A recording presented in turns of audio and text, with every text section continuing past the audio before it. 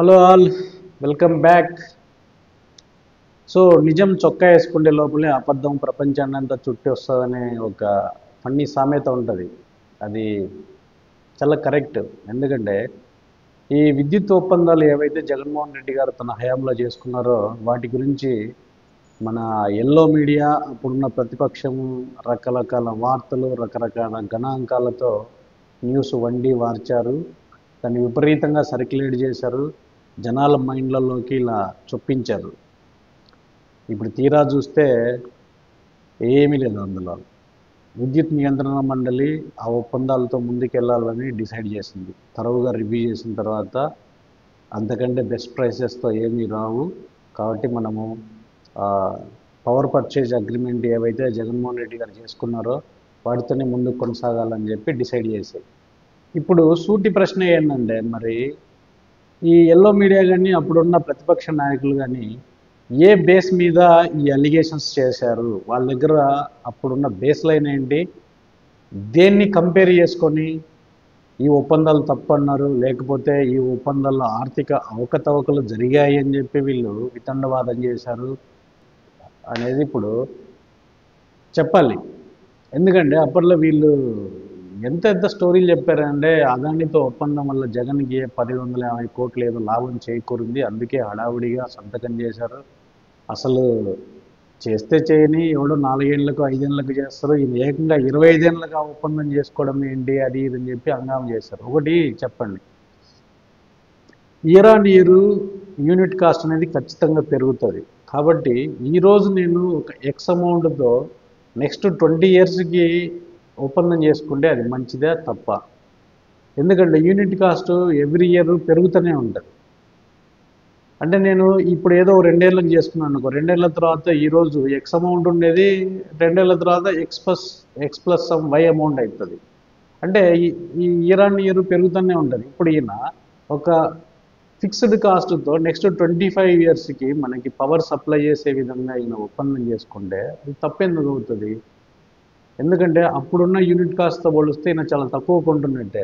ఈ విధంగా లెక్కలు చూస్తే ఈయన ఈ 25 ఏళ్ల కాలానికి 1,10,000 కోట్లు మనకు ఆదా అవుతుంది.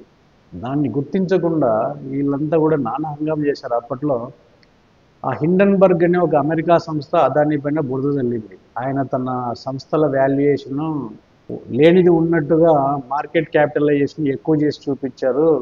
అందువల్ల ఆ షేర్ వాల్యూలో కూడా అట్లా విపరీతంగా ఎక్స్పోనెన్షియల్ గ్రోత్ తెచ్చాడు. టోటల్గా వాళ్ళ సంస్థల వాల్యుయేషన్ అంత లేదు అని చెప్పి వాడు ఆ హిండన్బర్గ్ అనేటోడు చెప్పాడు. ఆ తర్వాత ఆయన షేర్లు విపరీతంగా కుప్పగూలిపోయినాయి. తర్వాత మళ్ళీ రికవర్ అయింది. That's fine. ఇప్పుడు హిండన్బర్గ్ అనేది మూసేసుకొని వెళ్ళిపోయాడు ట్రంప్ వచ్చిన తర్వాత.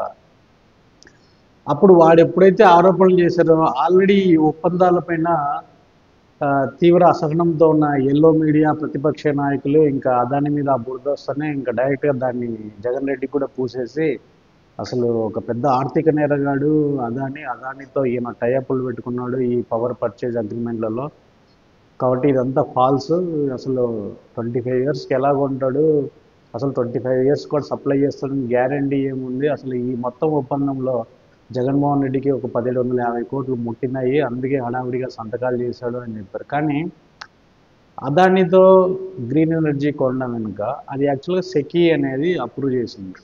సో అది అప్రూవ్ చేసిన తర్వాత ఇంకా దాంట్లో కొంటే తప్పేముంది?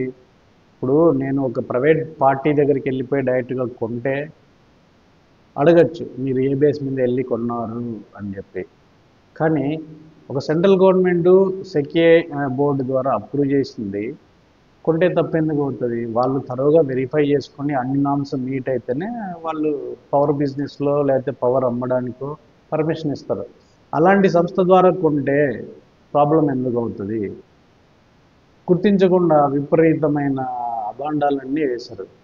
మొత్తము తుక్కుగా డబ్బులంతా నొక్కేశాడు. అసలు గుజరాత్లో అదే అదాని నుంచి 1.99 రూపాయలకి వాళ్ళు కొంటున్నారు. మరి ఆంధ్రాకి వస్తే 2.47 అయింది. ఎందుకు అయింది ఇలా అని చెప్పి రకరకాల హంగామా చేశారు. కానీ గుజరాత్లో వాళ్ళు ఒప్పందం ముందు చేసుకున్నారు, అప్పుడున్న ప్రైస్ ప్రకారం వాళ్ళు చేసుకున్నారు. తర్వాత మనం లేటుగా చేసుకున్నాము. సో డెఫినెట్గా ప్రైస్ వేరియేషన్ ఉంటుంది. వాళ్ళకి అక్కడే అర్థం అవ్వాలి, లేట్ అయ్యే కొద్దీ యూనిట్ కాస్ట్ పెరుగుతూ ఉంటుంది. ఇప్పుడు నేను ఒక 5 ఇయర్స్ తర్వాత మళ్ళీ నేను కొత్తగా పవర్ పర్చేజ్ అగ్రిమెంట్ చేస్తే అప్పుడున్న యూనిట్ కాస్ట్ ప్రకారమే నేను కట్టాలి. అప్పుడు అది రూ. 5 ఉండొచ్చు, రూ. 6 ఉండొచ్చు. కానీ ఈయన ఏకదాటిగా 25 ఏళ్ళకి ఇదే కాస్ట్తో సప్లై చేయడానికి అగ్రిమెంట్ చేసుకుంటే మాత్రం తప్పు అయిపోయింది వీళ్ళకి. సో ఇప్పుడు చెప్పొచ్చేది ఏంటంటే, అయిన దానికి కాని దానికి అవతలోని తప్పు పట్టడము, వాడిని రాంగ్ అని ప్రూవ్ చేయడానికి ఎల్లో మీడియా ప్రతిపక్ష నాయకులు ఎప్పుడూ కాసుకొని ఉంటారు. అప్పట్లో చూస్తే ఈయన పైన 1,00,000 కోట్ల అవినీతి అని చెప్పి నానా హంగామా చేశారు. దానికి అసలుకి వీళ్ళు ఒక ప్రూఫ్ చూపించలేదు. అసలు బేసిస్ ఎలా వచ్చిందిరా బాబు మీకంటే ఇంతవరకు చూపించలేదు.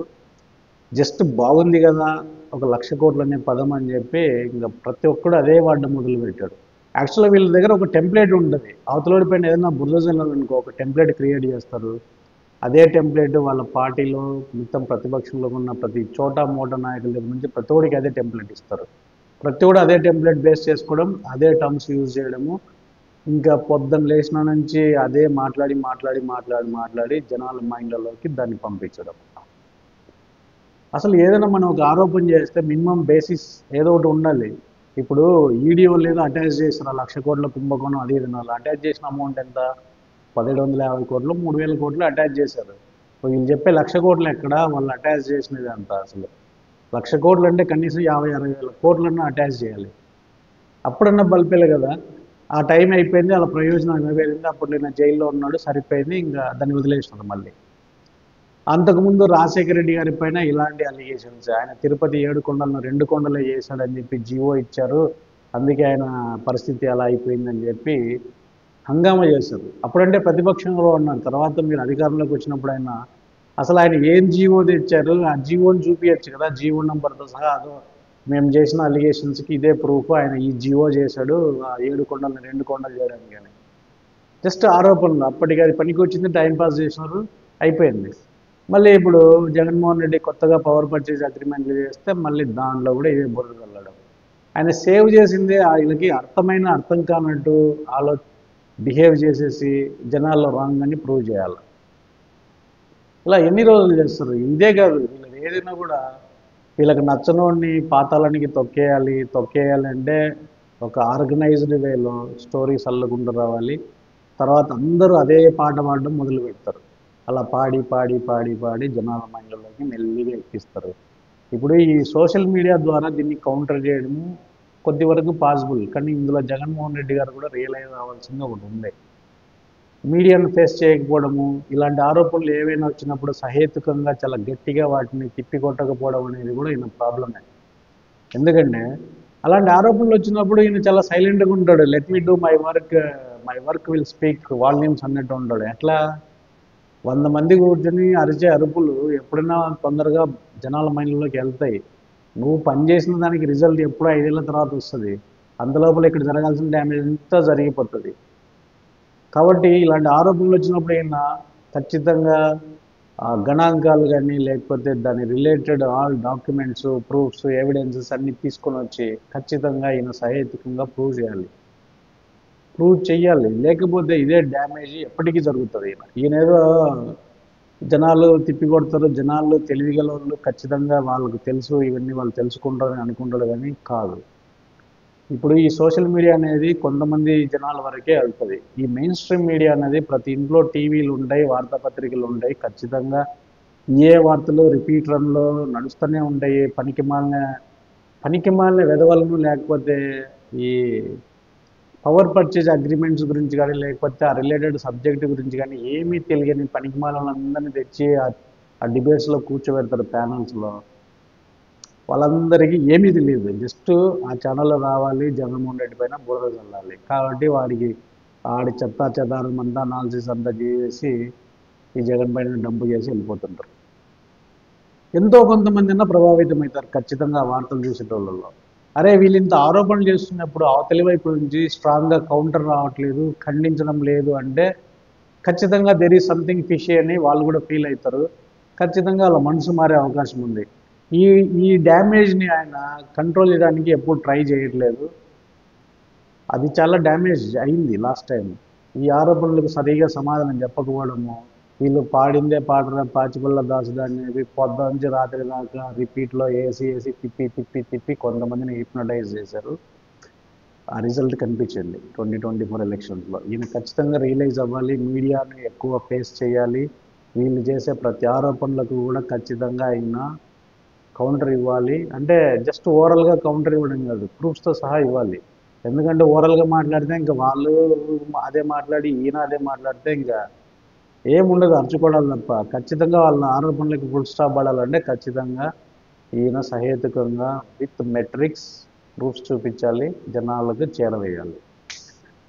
అది చెయ్యాలి. లేదంటే ఈయన ఎన్ని రోజులు రాజకీయాల్లో ఉండడో అన్ని రోజులు ఇలాంటి దరిద్రమైన వార్తా కథనాలు వడ్డిస్తూనే ఉంటారు, జనాల మైండ్ పాడు చేస్తూనే ఉంటారు. ఈ బుర్రపాడు కార్యక్రమం అనేది వీళ్ళకి దైనందిక కార్యక్రమాలలో ఖచ్చితంగా ఉండే ఒక యాక్టివిటీ. అంటే మనం టయానికి అన్నం ఎట్లా తింటామో వీళ్ళు అశుద్ధాన్ని తెచ్చి జనాలను ఎత్తిన సల్లాల, అదే వీళ్ళ ప్రత్యేక కార్యక్రమం ఏ రోజుకైనా కూడా.